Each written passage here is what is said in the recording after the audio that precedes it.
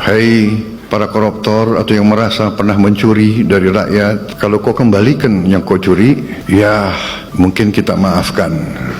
Ini saya dalam rangka memberi, apa istilahnya tuh, memberi memberi kesempatan untuk tobat. Hai para koruptor atau yang merasa pernah mencuri dari rakyat, kalau kau kembalikan yang kau curi, ya mungkin kita maafkan, tapi kembalikan dong. Nanti kita beri kesempatan. Cara mengembalikannya bisa diam-diam supaya nggak ketahuan. Mengembalikan loh ya, tapi kembalikan. Pak, menurut saya salah satu yang paling efektif terkait dengan korupsi yang mendasarkan atas keserakahan. Karena yang ditangani KPK itu korupsi yang berdasarkan keserakahan. Itu dengan memberikan hukuman yang menjerakan. Dan hukuman yang menjerakan itu bukan lokasinya, tapi konsekuensinya. Konsekuensinya apa? Jadi miskin, dirampas seluruh asetnya. Tapi kalau sekedar dihukum yang panjang, tapi uangnya tetap menjadi miliknya, nah ketika dia sudah bebas, nah dia menikmati itu semua uangnya, hasil korupsi. Kita ingin mengembalikan agar KPK berwibawa lagi secara legal seperti dulu. Dan ini artinya merevisi Undang-Undang KPK. Kami ingin agar revisi ini akan bisa mengembalikan KPK kepada posisi yang kuat. Yang kedua adalah standar etika yang tinggi di tubuh KPK. Kita ingat era di mana KPK datang di sebuah tempat, tidak mau ikut makan, tidak mau ikut kegiatan-kegiatan yang didanai di luar KPK. Standar yang tinggi itu harus dikembalikan di KPK, sehingga bukan saja undang-undangnya memberikan kekuatan dan kemandirian, tapi juga di dalamnya baik pimpinan maupun seluruh staf bekerja dengan kode etik yang amat tinggi. Yang ketiga adalah rekrutmen di KPK. Kita perbaiki sama-sama seperti tadi disampaikan yang diusulkan oleh Presiden di tingkat pimpinan maupun rekrutmen staf, bukan sekedar mencari pekerjaan, tapi menjadi tempat untuk memberantas korupsi. Ini hal pertama yang kami ingin lakukan. Yang kedua adalah seperti katakan tadi, optimalisasi LHKPN. Dan kami setuju, bila tidak itu dilaksanakan, maka bisa dilakukan demosi, bahkan reposisi atau sanksi yang lain. Lalu kami melihat perlunya kita menuntaskan undang-undang atau RUU perampasan aset. Koruptor harus dimiskinkan, tidak ada pilihan lain. Ini adalah hukuman yang harus diberikan. Yang berikutnya adalah kami ingin mendorong konsep illicit enrichment dan trading in influence sesuai dengan UNCAC yang harapannya nanti akan menjadi arus utama dalam pemberantasan korupsi. Lalu yang tidak kalah penting, kami berencana untuk mendorong pengesahan RUU pendanaan politik, karena salah satu problem utama adalah justru karena proses politik, pelibatan baik itu kegiatan partai politik, kegiatan kampanye yang tidak memberikan ruang yang cukup untuk pendanaan dari negara dan publik menjadi salah satu sumber korupsi yang terjadi di Republik ini.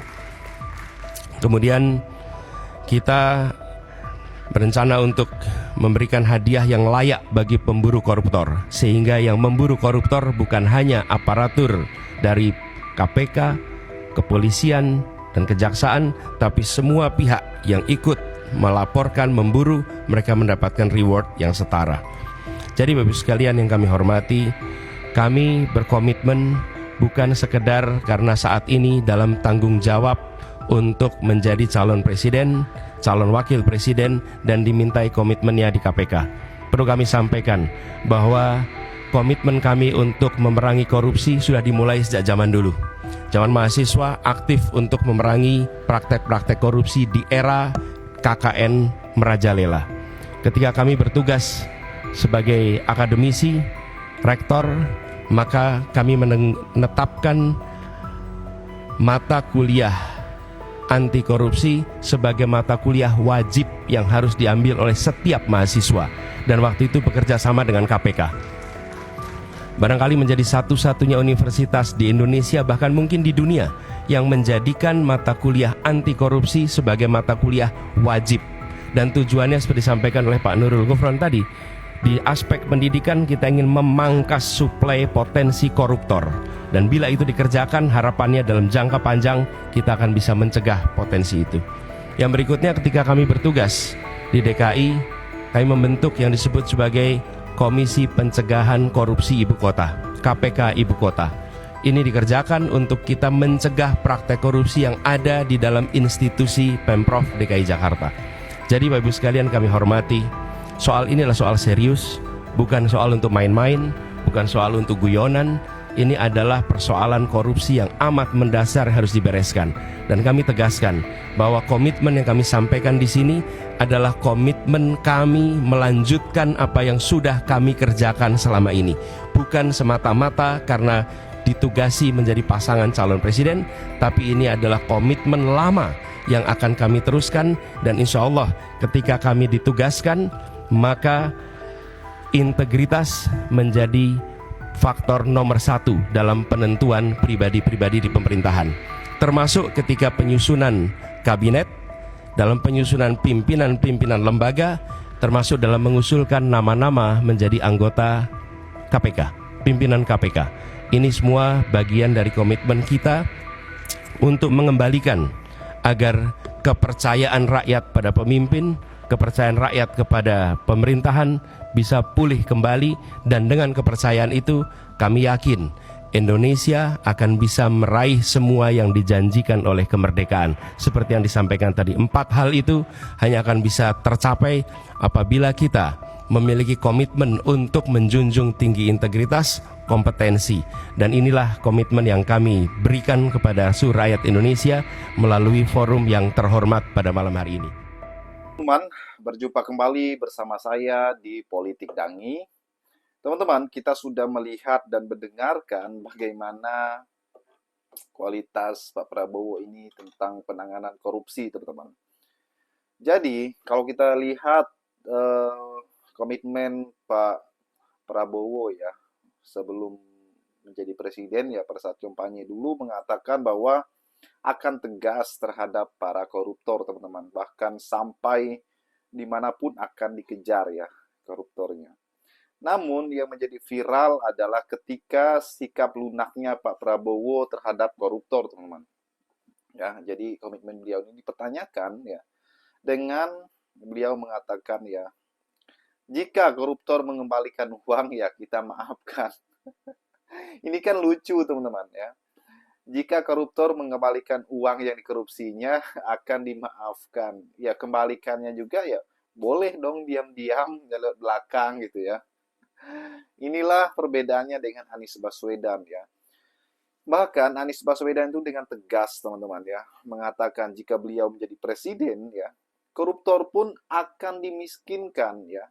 Bahkan undang-undang perampasan aset itu akan disahkan. Ini yang luar biasa, teman-teman.